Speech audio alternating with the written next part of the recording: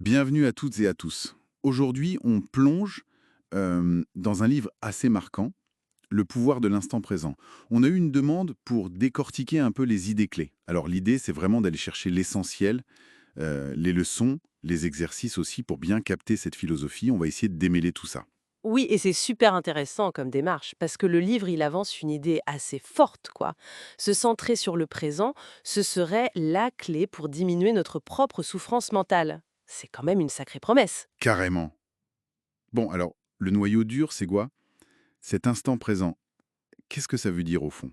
Si j'ai bien suivi, l'idée, c'est que le seul vrai moment, c'est maintenant. Ni hier, ni demain. C'est ça. C'est tout à fait ça. Le livre insiste beaucoup là-dessus. Notre manie de vivre dans notre tête, soit dans le passé, tu sais, les regrets, on refait le match, soit dans le futur, l'angoisse, l'attente. Eh bien ça nous coupe de la seule réalité qu'on est vraiment. Il appelle ça le temps psychologique. Le temps psychologique, Et c'est lui la source de nos soucis. en grande partie, oui, selon l'auteur. Le livre met le doigt sur notre identification presque totale à notre mental. Ce flot incessant de pensées et à ce qu'il appelle l'ego. Et ce qui est fascinant, c'est que cet ego, c'est pas vraiment une chose fixe. C'est plus un processus mental, en fait. Il se nourrit, il survit même, en nous projetant tout le temps hors du présent. Soit dans le passé, soit dans le futur. Si tu coupes ce voyage mental, ben, l'ego n'a plus son carburant, quoi. Ah ouais, c'est radical comme vision, hein. Ça voudrait dire qu'une grosse partie de notre identité, ce fameux moi auquel on tient tant, serait liée à cette espèce de fuite hors du présent. Du coup, ça pose la question, comment on fait concrètement pour sortir de ce truc? Alors, la première étape clé qu'il propose, c'est de se désidentifier du mental. Ça ne veut pas dire arrêter de penser, hein, c'est impossible. Mais c'est apprendre à observer ses pensées. Sans jugement, sans s'y perdre, sans les croire sur parole.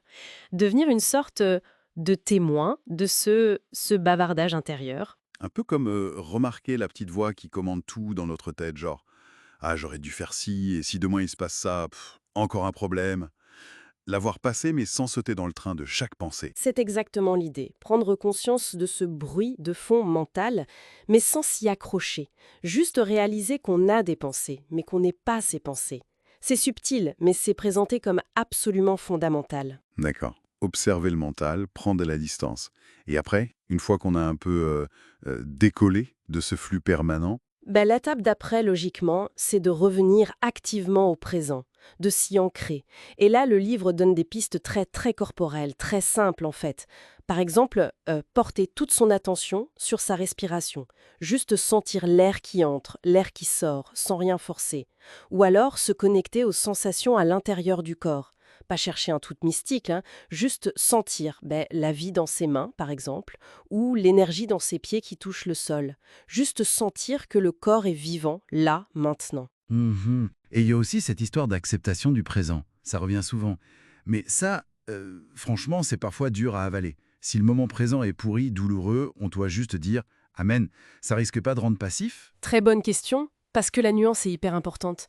Accepter le moment présent, comme c'est décrit là, c'est pas être d'accord avec la situation ou renoncer à agir, surtout pas.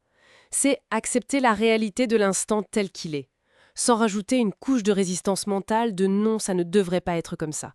Tu vois, s'il pleut, accepter qu'il pleut, c'est juste constater, ok, il pleut. Sans ruminer, ah non, quelle journée nulle. Ça ne t'empêche absolument pas de prendre ton parapluie ou de changer tes plans, hein.